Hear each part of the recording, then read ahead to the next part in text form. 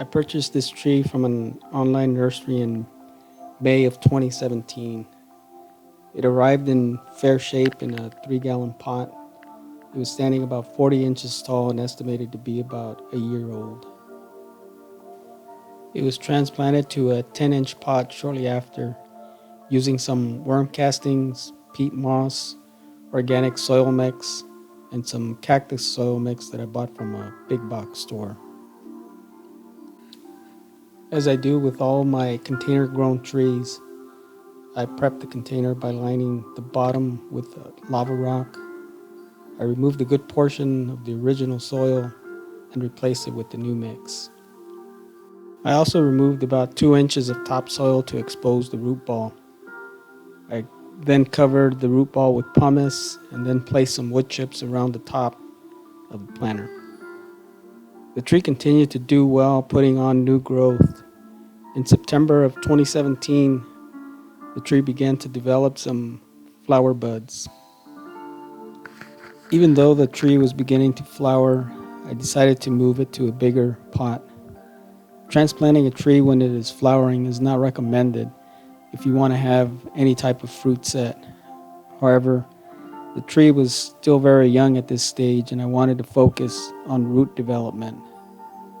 I wanted to ensure that the roots would have plenty of room to grow, so in October, I transplanted it to a 15-gallon pot, as shown here. The tree continued to develop more buds, but a few months later, as expected, the tree had lost all blooms without setting any fruit. The following year, in July of 2018, the tree began to develop buds again. By early August, the tree was in full bloom with an abundant amount of flowers. The tree was completely covered with nearly every branch having several clusters of flowers. By late August, the tree was covered with several hundred pea-sized fruit, but within a week, the tree began to drop fruit. The tree continued to lose fruit for several weeks. By mid-September, the tree stopped dropping fruit, but by then it had dropped several hundred and only about 30 remained on the tree. By October, the fruit was about the size of a plum. The fruit continued to mature nicely, and in November I began to harvest the fruit. All were of good size and very good flavor. I continued to harvest a few at a time and finally picked my last fruit in February.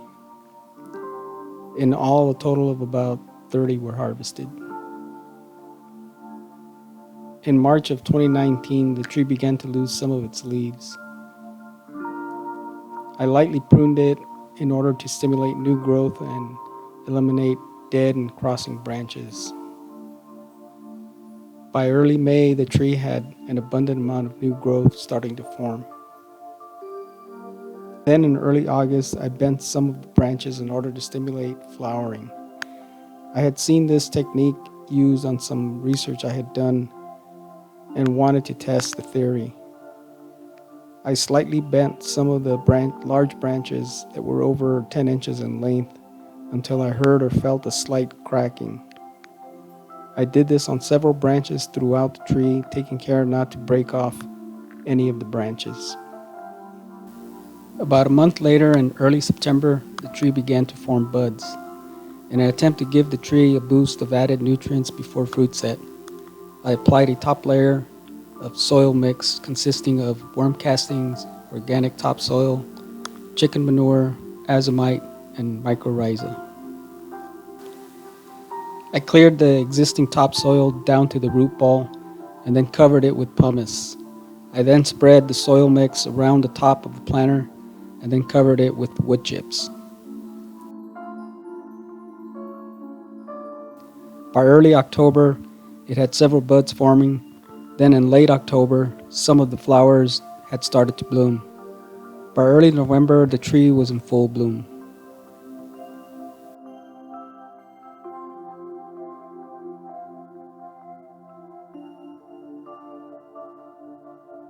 This is the first time I've used the branch bending technique. I'm not sure how effective it is. Although the tree did bloom, it did not produce nearly as many as last year. Last year's bloom, which did not involve the bending technique, produced about twice as many as this year, but only about 30 reached full maturity.